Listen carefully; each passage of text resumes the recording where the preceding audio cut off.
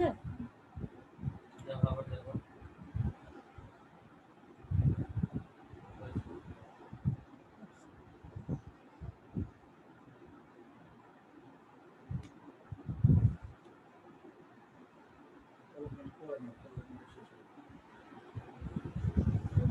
বিসমিল্লাহির রহমানির রহিম। আমি শারমিন আক্তার, প্রভাষক ইতিহাস, পল্লবী মহিলা ডিগ্রি কলেজ। আজকে আমি তোমাদের ডিগ্রির দ্বিতীয় বর্ষের তৃতীয় পত্র পাঠদান করব এবং এর আগেও তোমাদের আমি অনেকগুলো বিষয় নিয়ে আলোচনা করেছি। যারা ক্লাসগুলো দেখছো অবশ্যই তোমরা বুঝতে পেরে পারছো যে আমি তোমাদের কি বিষয় নিয়ে আলোচনা করছি। আজকে তোমাদের আমি দ্বিতীয় অধ্যায় সংক্ষিপ্ত প্রশ্ন নিয়ে আজকে আমি তোমাদের মাঝে আলোচনা করব। তো দেখো, এই দ্বিতীয় অধ্যায়ের আমি এর আগে আর একটা ক্লাস নিয়েছি এবং এটা তোমাদের দ্বিতীয় ক্লাস চলছে। আমি প্রথম ক্লাসে আমি তোমাদের কি করেছিলাম, সংক্ষিপ্ত প্রশ্ন নিয়ে দুটো প্রশ্ন নিয়ে আলোচনা করেছিলাম। যারা ক্লাসগুলো ধারাবাহিকভাবে দেখছো তারা অবশ্যই তোমরা জানো যে আমি এর আগে কি বিষয় নিয়ে কয়টা প্রশ্ন নিয়ে আলোচনা করেছিলাম। তো আজকে দেখো, তোমাদের এই সংক্ষিপ্ত প্রশ্নের উপরে আমি কতগুলো ক্লাস আমি নেব, কারণ দেখা যায় যে এক ক্লাসেই তো তোমাদের সংক্ষিপ্ত প্রশ্ন সবগুলো নিয়েই আলোচনা করা সম্ভব নয়। তো আমি তোমাদের এই সংক্ষিপ্ত প্রশ্নের উপরে তোমাদের 3 থেকে 4টা ক্লাস আমি তোমাদের নেব। তো এর মধ্যে একটা ক্লাস আমাদের চলে গিয়েছে।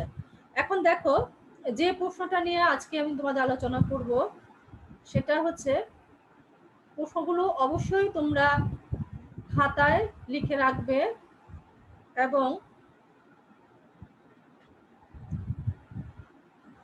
তোমরা খাতায় কোশ্চেনগুলো কিন্তু লিখে রাখবে এবং কি কি বিষয় নিয়ে আমি তোমাদের মাঝে আলোচনা করছি।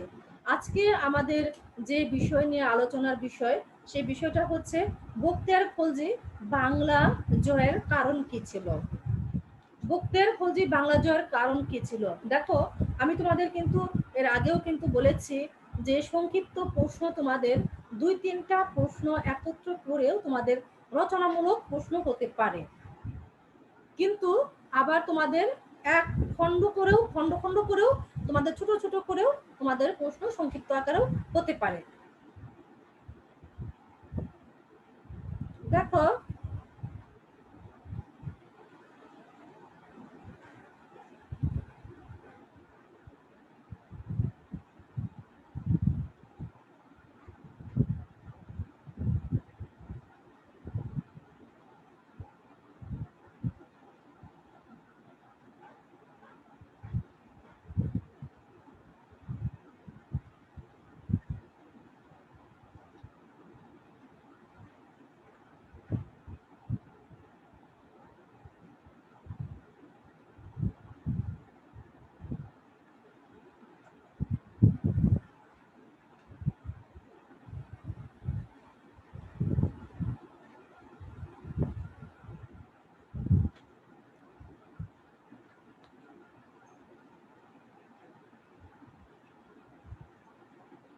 প্রশ্নটা তোমরা লিখে নাও।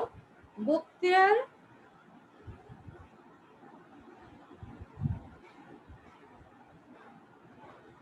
খলজির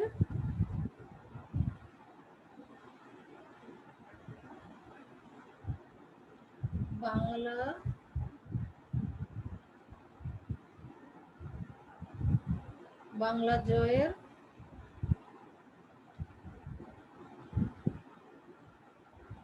কারণ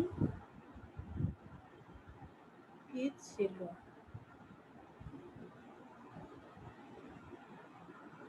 এই প্রশ্নটা নিয়ে আজকে তোমাদের মাঝে আমি আলোচনা করব। দেখো, বখতিয়ার খলজি বাংলা জয়ের কারণ কি ছিল, এই প্রশ্নটা তোমাদের অনেকভাবে থাকতে পারে। সেই জিনিসগুলো আমি তোমাদের বলে দিচ্ছি যে বখতিয়ার খলজি বাংলা জয়ের কারণ ও ফলাফল সম্পর্কে আলোচনা করো। বখতিয়ার খলজি বঙ্গ বিজয়ের কারণ লিখো। বখতিয়ার খলজি বাংলা বিজয়ের প্রেক্ষাপট ও গুরুত্ব লিখো। বখতিয়ার খলজি বাংলা বিজয়ের পটভূমি লিখো। তাহলে দেখো, আমি কিন্তু অনেকগুলোই কিন্তু প্রশ্ন কিন্তু তোমাদের আমি বললাম যে তোমাদের একটা বিষয়ের উপরে তোমাদের অনেকভাবে প্রশ্ন তোমাদের থাকতে পারে। তো এইভাবে তোমরা কি করবে, আলোচনা করবে এবং তোমরা প্রশ্নগুলা কি কিভাবে থাকতে পারে, এই বিষয়গুলো প্রশ্নগুলো একটা প্রশ্ন কয়ভাবে থাকতে পারে, এই বিষয়গুলো তোমরা সুন্দর করে পড়বে। বই অনেকগুলো বই নিয়ে তোমরা প্রশ্নগুলো আহ, দেখবে এবং কিভাবে কয়টা প্রশ্ন কিভাবে থাকতে পারে এই বিষয়গুলো তুমি সুন্দর করে দেখবে। দেখো, ভূমিকা নিয়ে এখন আমি আলোচনা করব। দেখো, একজন ভাগ্য অনুশীলনী অসীম সাহসী তুর্কির বীর হিসেবে ইখতিয়ার উদ্দিন মোহাম্মদ বিন বখতিয়ার খলজি ত্রয়োদশ শতাব্দীর শুরুতে পূর্ব ভারতে অভিযান চালান। প্রথমে তিনি দক্ষিণ বিহার ও পরে পশ্চিম ও উত্তর বাংলা অধিকাংশ এলাকা জয় করে বাংলা মুসলিম শাসকের যে পুনরাবর্তনকারী হিসেবে এই ভারতবর্ষের তথা বাংলার ইতিহাসে ও তারকা উজ্জ্বল খেতেতে স্বর্ণ অক্ষরে নিজের নামে স্বাক্ষর করেন। তাহলে এই বখতিয়ার খলজি সম্পর্কে আমরা অনেক কিছুই আজকে আমরা দেখব। দেখো,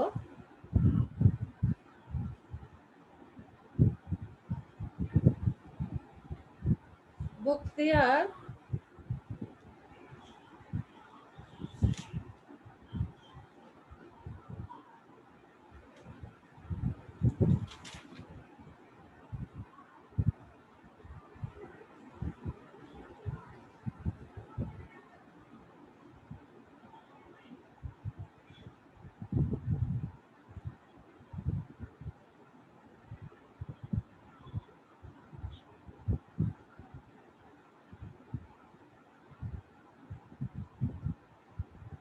দেখো, বখতিয়ারের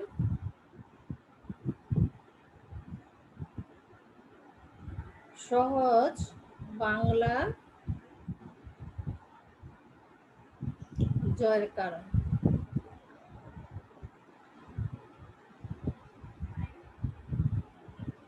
জয়ের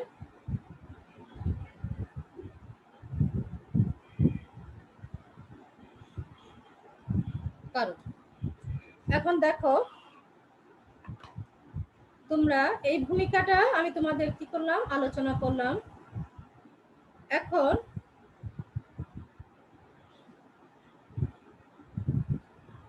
আলোচনা করব বখতিয়ারের বাংলা জয়ের কারণ। দেখো, একজন সমনায়ক বা বাংলার প্রথম মুসলিম বিজয়ী হিসেবে বখতিয়ার খলজি মাত্র অল্প কয়েকজন সৈন্য নিয়ে কি করেছে, বাংলার এই রাজধানী দখল করার পেছনে নিম্নের কারণগুলো কাজ করেছে। এখন কি কি কারণগুলো কাজ করেছে, এই কারণগুলো আমি তোমাদের এক এক করে লিখে দেব এবং তোমরা কি করবে, সবাই সুন্দর করে লিখবে। দেখো, এক নম্বরে হচ্ছে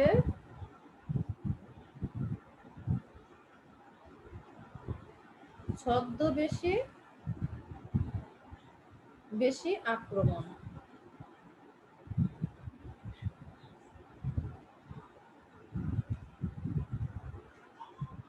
দেখো, এক নম্বরে হচ্ছে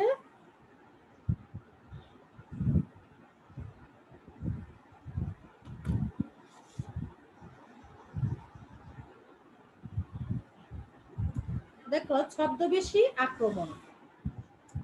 18 জন 18 জন ছদ্মবেশী সৈন্য নিয়ে তখন কি করেছিলেন, সৈন্য নিয়ে বখতিয়ার খলজি নগরীতে প্রবেশ করলেও তাদেরকে অস্ত্র অস্ত্র ব্যবসায়ী মনে করে রক্ষীরা কোনো বাধা দেননি। তারা দেখো, ছদ্মবেশী যখন আক্রমণ করেন তখন 18 জন সৈন্য নিয়ে তখন তারা কি করেছে, ছদ্মবেশে আক্রমণ করেছে এবং তারা কি মনে করেছে, অস্ত্র ব্যবসায়ী মনে করেন তারা এই আম, রক্ষীরা তখন তারা কি করেছে, তাদেরকে বাধা দেয়নি। তারপরে দেখো,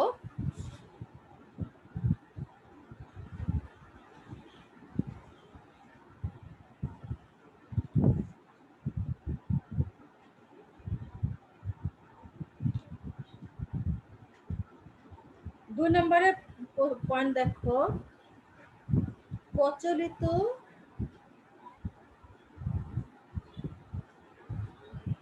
প্রচলিত পথে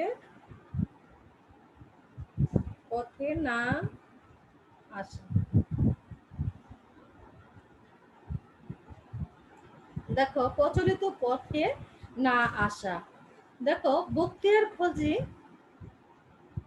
খলজি বাংলা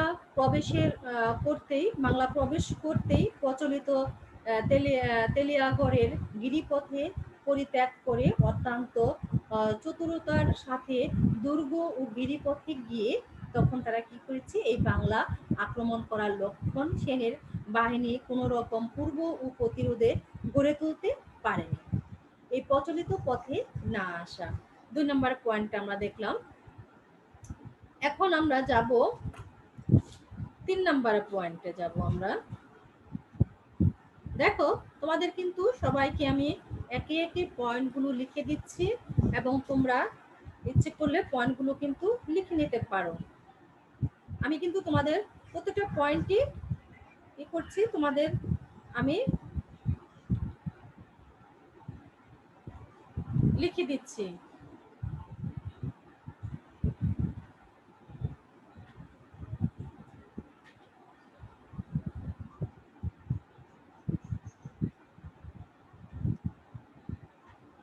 দেখো,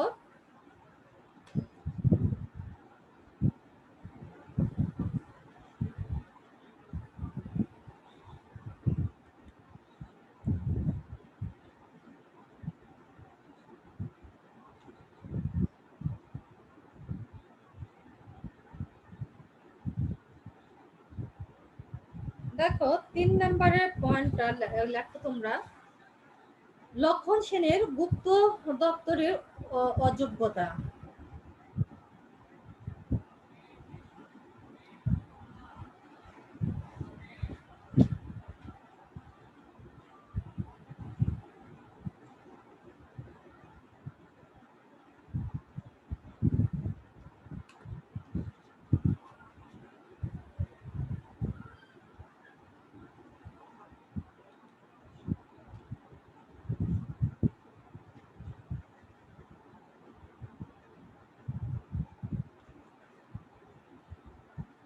দেখো,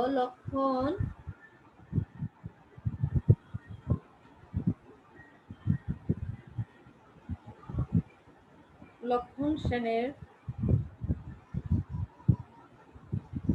গুপ্ত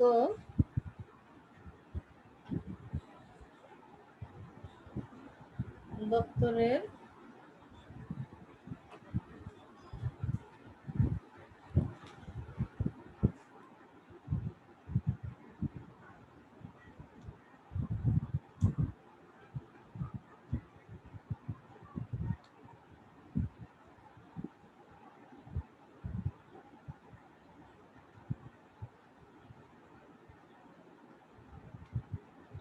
অযোগ্যতা। দেখো, তোমাদের লক্ষণ সেনের গুপ্ত দপ্তরের অযোগ্যতা, এই পয়েন্টটা নিয়ে এখন আলোচনা করব।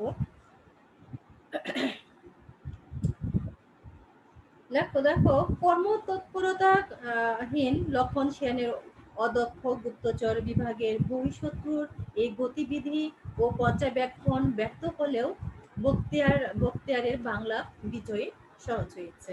আমি দেখো তোমাদের কিন্তু অনেক ছোট ছোট করে তোমাদের বলে দিচ্ছি, যেন তোমাদের বোঝার জন্য যেন সুবিধা হয়, তোমরা সহজেই যেন সুন্দর করে তোমরা যেন পরীক্ষায় যেন লিখতে পারো।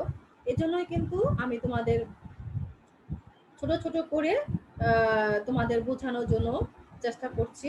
তোমরা যেখানে না বুঝবে সেখানে অবশ্যই তোমরা প্রশ্ন করবে এবং তোমরা সুন্দর করে যে পয়েন্টগুলো আমি তোমাদের লিখে দিচ্ছি, এই পয়েন্টগুলো সুন্দর করে তোমরা খাতায় উঠিয়ে ফেলবে এবং সুন্দর করে খাতায় উঠিয়ে তোমরা এই পয়েন্টগুলো যদি তোমরা পড়ো, এই পয়েন্টগুলোর উপরে কিন্তু তোমরা কিছু না কিছু লিখতে পারবে।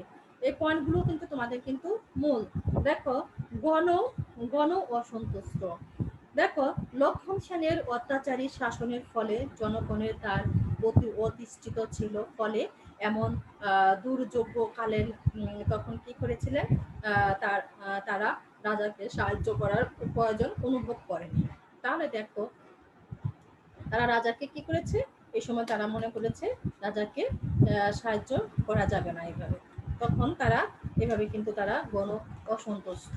তো এইভাবে কিন্তু তারা কি করেছে, যে লক্ষণ সেনের যে অত্যাচারের শাসকের ফলে তার যে জনগণের তার প্রতি কি ছিল, অসন্তুষ্ট ছিল, এবং ফলে তার এর গণযোগ্যের কারণে তার রাজাকে সাহায্য করার প্রয়োজন অনুভব করেনি। এখন দেখো, এই 5 নম্বরের পয়েন্ট নিয়ে এখন আমরা আলোচনা করব। তোমরা লিখে নাও। অরক্ষিত অরক্ষিত রাজধানী। দেখো, অরক্ষিত রাজধানী নদিয়া এই লক্ষণ সেনের অপরাজধানী হওয়ার সামরিক দিক দিয়ে তেমন সুরক্ষিত ছিল না, যা বখতিয়ারের বিজয়ের সহজ করে দিয়েছিল। তো দেখো, আমি কিন্তু তোমাদের প্রত্যেকটা প্রশ্নে কিন্তু ছোট ছোট করে তোমাদের বোঝানোর কিন্তু চেষ্টা করছি, পয়েন্টগুলো তোমাদের ছোট ছোট করে দেওয়ার চেষ্টা করছি, যেন তোমরা অতি সহজে যেন বুঝতে পারো। দেখো, 6 নম্বরে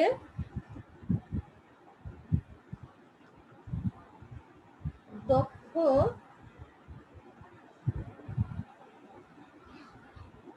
তুর্কি সেনা।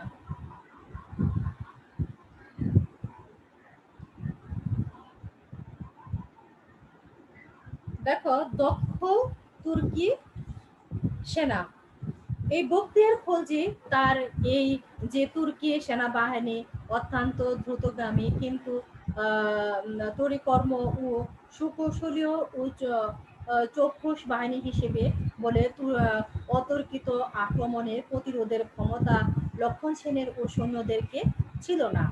এখন দেখো, 7 নম্বরের পয়েন্টটা দেখো।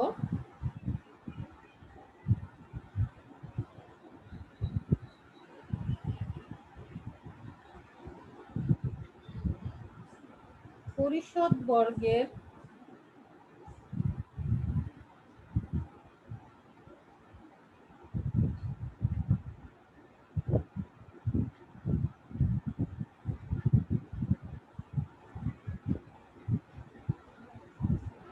পাশ্চাত্য স্মরণ।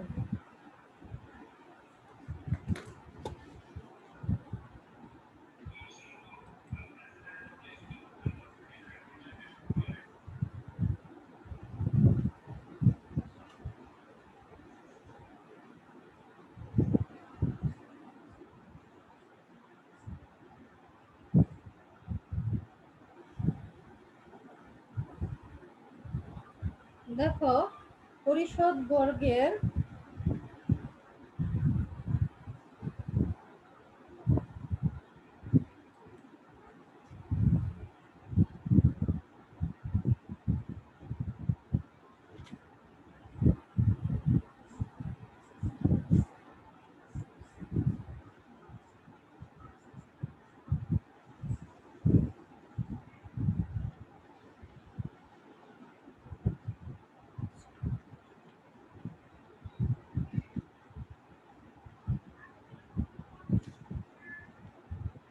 পাশ্চাত্য স্মরণ।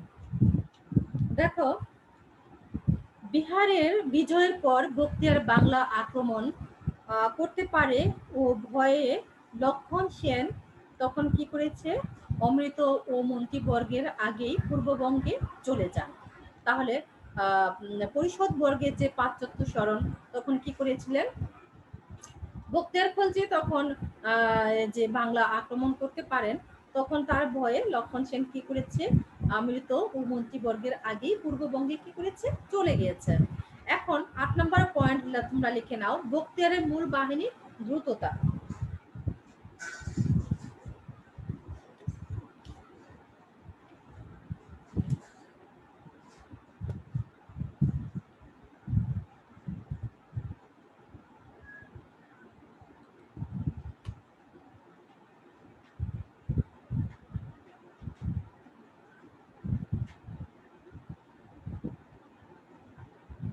দেখো 8 নম্বরে পয়েন্ট লেখো,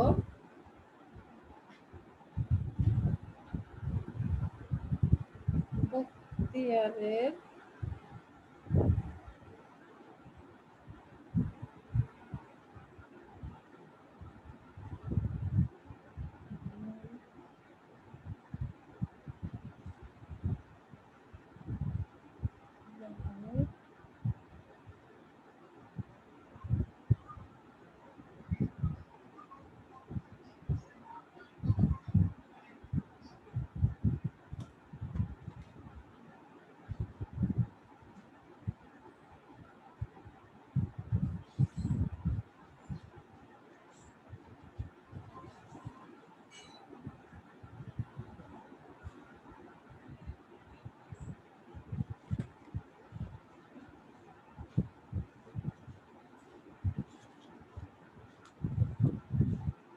দেখো বখতিয়ারের মূল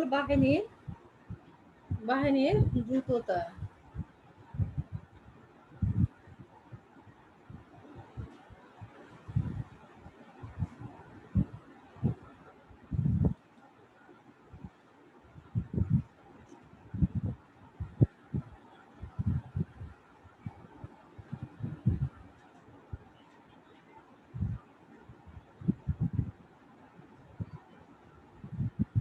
দেখো বখতিয়ার মূল বাহিনীর দ্রুততা, এই 8 নম্বরের পয়েন্টটা তোমরা সবাই লিখেছো। এবং দেখো আমি তোমাদের কিছু আলোচনা করে দিচ্ছি। দেখো বখতিয়ারের একদিকে যখন 18 জন সৈন্য নিয়ে প্রাসাদে ঢুকে পড়েছিলেন, তখনই অত্যন্ত ক্ষিপ্রতার সাথে তার মূল বাহিনী নাগরিক ও তরুণতারে পৌঁছে যান। এমন তো অবস্থায় কোনো প্রতিরোধের ব্যবস্থা ছাড়াই লক্ষণ সেনের পালিয়ে যাওয়া ছাড়া উপায় থাকেনি। তারপর দেখো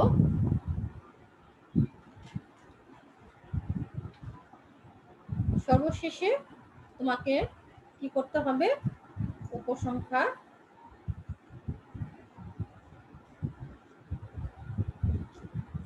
টানতে হবে। এখন এখানে কিন্তু আমি তোমাদের সংক্ষিপ্ত কিন্তু একটা প্রশ্ন নিয়ে কিন্তু আলোচনা করলাম।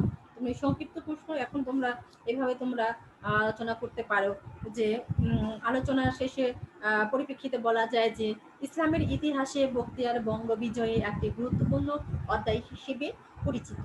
অফুরন্ত আশাবাদী, উচ্চবিলাসী, অসীম সাহসী, বীর, নিরবনা, যুদ্ধ কৌশল ও চতুর শাসক হিসেবে এবং বাংলা মুসলিম শাসক প্রতিষ্ঠান হিসেবে তিনি ইতিহাসে চির উজ্জ্বল হয়ে থাকবেন। তাহলে আমি তোমাদের কিন্তু সংক্ষিপ্ত এখানে কিন্তু একটা প্রশ্ন নিয়ে আলোচনা করলাম। তোমাদের বখতিয়ার খলজির বাংলা জয়ের কারণ কি ছিল, এখানে আলোচনা করলাম। এখন তোমাকে আরেকটা কোশ্চেন এখানে আমি আলোচনা করব, সেটা দেখো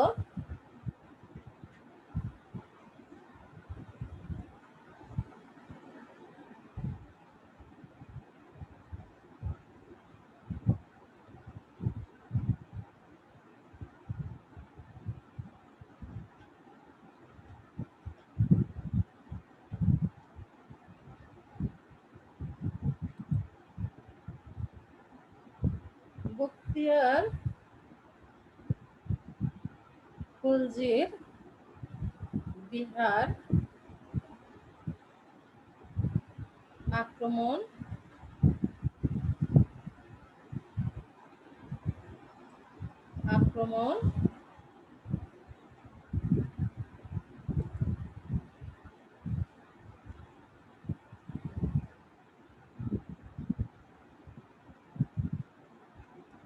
সম্পর্কে আলোচনা করো।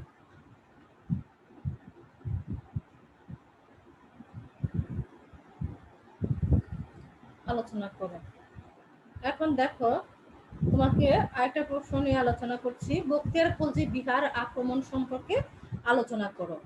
এখানে তোমাকে কি করতে হবে,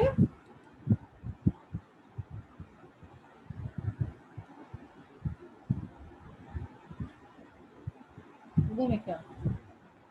দেখো বাংলার ইতিহাসে বখতিয়ার উদ্দিন মোহাম্মদ বখতিয়ার খলজি একটি অন্যতম নাম। তার মাধ্যমে বাংলাতে মুসলিম রাজ্যের উত্থান ঘটেছিলেন। এর ফলে বাংলার এক নতুন দিগন্তর উন্মোচন ঘটেছে। এর কারণ বখতিয়ার খলজি শাসনে বাংলার গুরুত্বপূর্ণ সময় হিসেবে পরিচিত ছিলেন। এখন দেখো,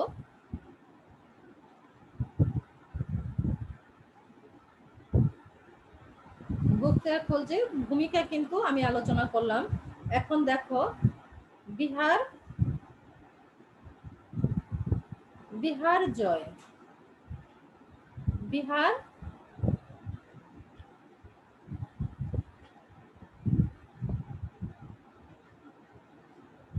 দেখো, বিহার বিজয়। বিহার কিভাবে বিজয় হয়েছিল এই সম্পর্কে এখন আমরা দেখব। দেখো, বখতিয়ার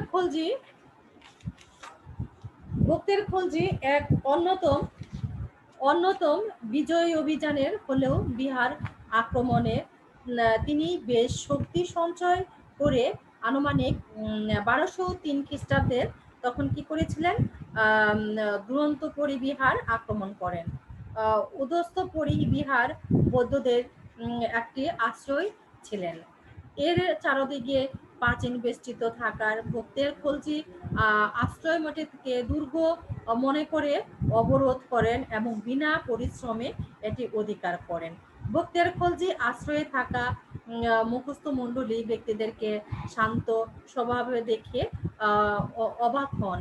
পরে তখন অবশ্যই তিনি তখন কি করেছে, জানতে পারেন যে স্থানটি তিনি দুর্গ বলে মনে করেছিলেন সেটি আসলে দুর্গ ছিল না, সেটি ছিলেন বৌদ্ধদের বিহার বা শিক্ষা প্রতিষ্ঠান। এই বিহারে নাম অনুসারে মুসলমানগণ এই অঞ্চলের নাম দেন বিহার। আজও এই অঞ্চলে বিহার নামে পরিচিত। তাহলে দেখো, আমরা বিহার জয় সম্পর্কে কিন্তু আমরা এভাবে কিন্তু দেখেছি এবং বিহার কিভাবে জয় করেছে এইভাবে কিন্তু আমরা আলোচনা করতে পারি।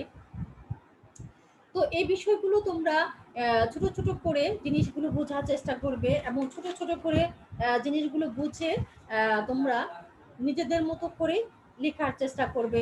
আমি তোমাদের আবারও বলে দিচ্ছি যে বিহার কিভাবে জয় করেছিলেন। তাহলে এটা কিন্তু তোমাদের সর্বপ্রথম জানতে হবে যে বিহার কত সনে জয় করা হয়েছে। তাহলে এই সনটা কিন্তু অবশ্যই তোমাদের মনে রাখতে হবে যে 1203 সন।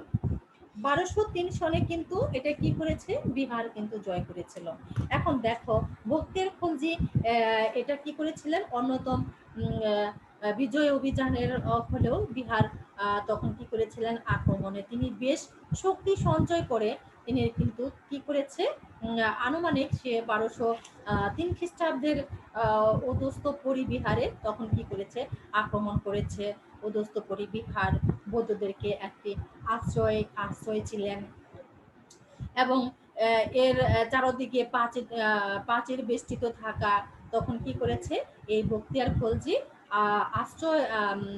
আশ্রয় মাটিকে দুর্গ করে করে অবরোধ করেন এবং বিনা পরিশ্রমে তার এর অধিকার করেছেন।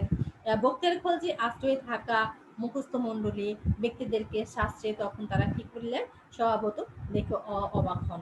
পরে তখন অবশ্যই তিনি তখন কি করেছেন, জানতে পারলেন যে স্থানটি তিনি দুর্গ বলে মনে করেনি। তখন সেটি আসলে দুর্গ ছিল না। তাহলে কি, এটা কিন্তু দুর্গ ছিল না, ছিল বৌদ্ধদের বিহার বা শিক্ষা প্রতিষ্ঠান। এই বিহারে আনুমানিক মুসলমানদেরকে অঞ্চলের নাম দেন বিহার। আজও এই অঞ্চলে বিহার নামে পরিচিত। তাহলে আজ কিন্তু সেটা কি নামে পরিচিত ছিল, বিহার নামে কিন্তু পরিচিত ছিল। এখন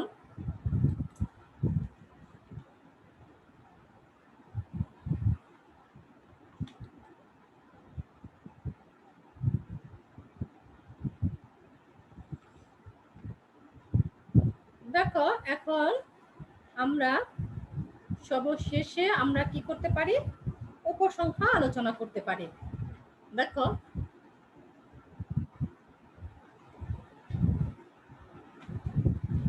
এখন দেখো উপসংখ্যাটা আমরা কিভাবে আলোচনা করতে পারি।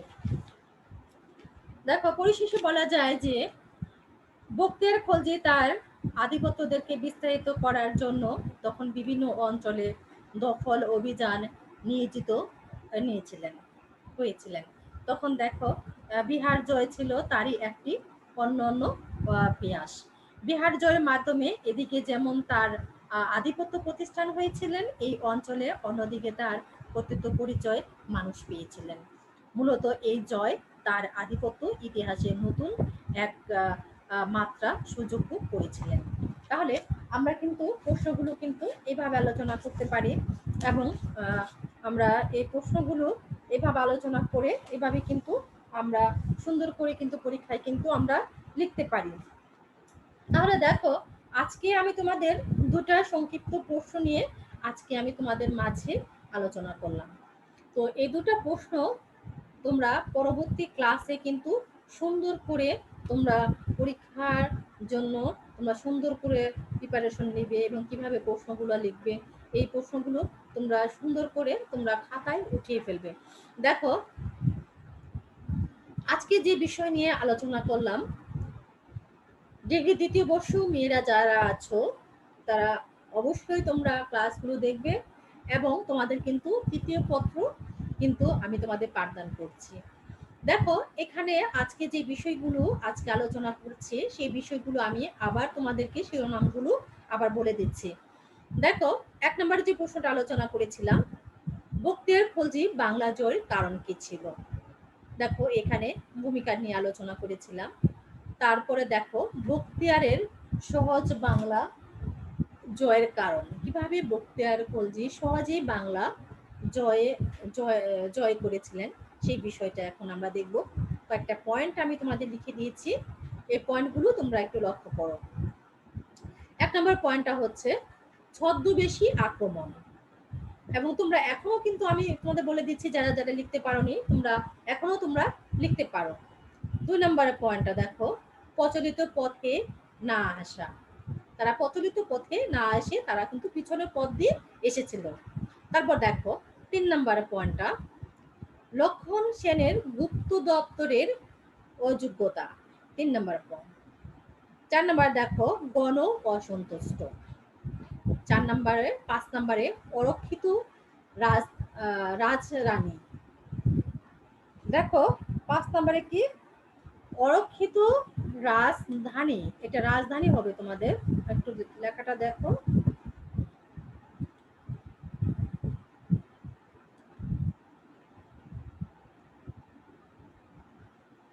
অরক্ষিত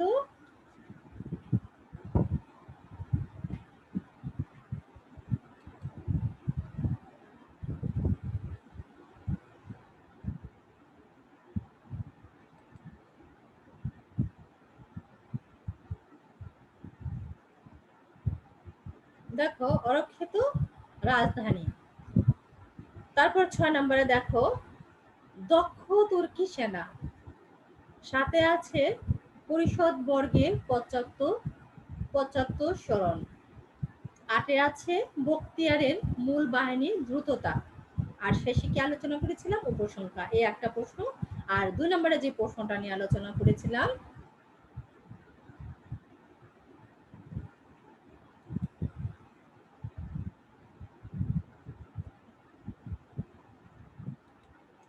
দেখো 2 নম্বরের প্রশ্ন যেটা নিয়ে আলোচনা করেছিলাম যে বখতিয়ার খলজির বিহার আক্রমণের সম্পর্কে আলোচনা করো। বিহার কিভাবে আক্রমণ করেছিল এখানে কি আলোচনা করেছি, ভূমিকা নিয়ে আলোচনা করেছি। তারপর বিহার জয়, কিভাবে বিহার জয় হয়েছিল, সর্বশেষে উপসংখ্যা নিয়ে আলোচনা করেছি। আজকে আমি তোমাদের এই দুটা প্রশ্ন নিয়ে আলোচনা করলাম। এই দুটা প্রশ্ন তোমরা বাসায় বসে তোমরা করে ফেলবে এবং দেখো একে একে কিন্তু তোমাদের দুটা ক্লাসে কিন্তু 4টা প্রশ্ন কিন্তু হয়ে গিয়েছে। এর আগের ক্লাসেও আমি তোমাদের দুটো প্রশ্ন নিয়ে আলোচনা করেছিলাম, আজকেও আমি তোমাদের দুটো প্রশ্ন নিয়ে আলোচনা করলাম। তো তোমরা এই প্রশ্নগুলো তোমরা সুন্দর করে করে ফেলবে পরীক্ষার জন্য, সুন্দর করে তোমরা প্রিপারেশন নিয়ে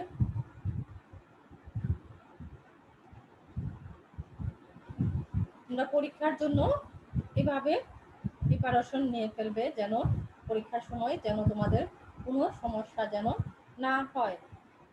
কারণ এজন্য আমি তোমাদের প্রশ্নগুলো লিখে এবং লিখে দিয়ে তোমাদেরকে বোর্ডে দেখো, প্রত্যেকটা প্রশ্নের পয়েন্ট আমি তোমাদের বোর্ডে লিখে দিয়েছি তোমাদের বোঝার জন্য, যেন তোমরা সুন্দর করে বুঝতে পারো।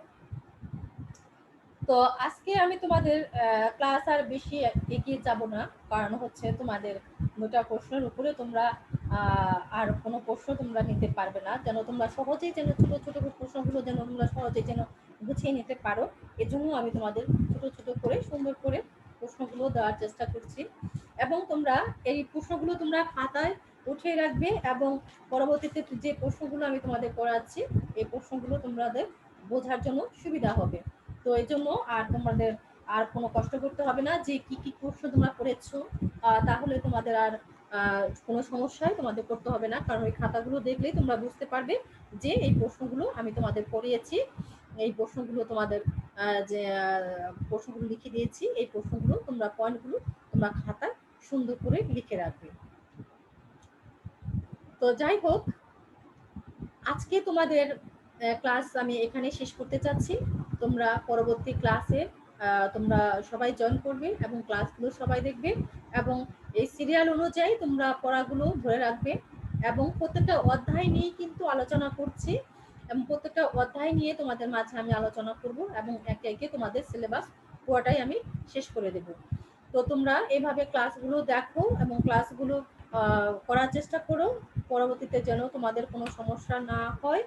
এজন্য তোমাদের কি করতে হবে, সামনে এগিয়ে যেতে হবে, এবং কিভাবে তোমাদের ভালো করে তোমরা এগিয়ে যেতে পারো ওইদিকে তোমাদের লক্ষ্য রাখতে হবে, এবং পরীক্ষায় যেন তোমরা সবাই ফুল অ্যান্সার করতে পারো, এটা তোমাদের মাথায় কিন্তু রাখতে হবে। এবং তোমরা অনেক মেয়েরাই কিন্তু বলো যে পরীক্ষায় তোমরা ফুল অ্যান্সার করতে পারো না, লিখে শেষ করতে পারো না, সবাই বলো যে প্রশ্ন কমন পড়ে কিন্তু আমরা লিখে শেষ করতে পারি না। এর জন্য আমি তোমাদের কিন্তু বারবার বলি, বাসায় তোমরা বসে দেখে দেখে বই দেখে দেখে তোমরা লিখো, এবং সবাই তোমরা বসে 3 ঘন্টার পরীক্ষা, তোমরা বাসায় বসে 3 ঘন্টা মডেল টেস্ট অনেক প্রশ্ন আসছে নিয়ে বসে তোমরা দেখে দেখে লিখে 3 ঘন্টায় লেখার চেষ্টা করবে। তো আজকে আমি তোমাদের ক্লাস আর বেশি এগোতে চাচ্ছি না, আজকে তোমাদের ক্লাস এখানে শেষ করছি। সবাইকে ধন্যবাদ।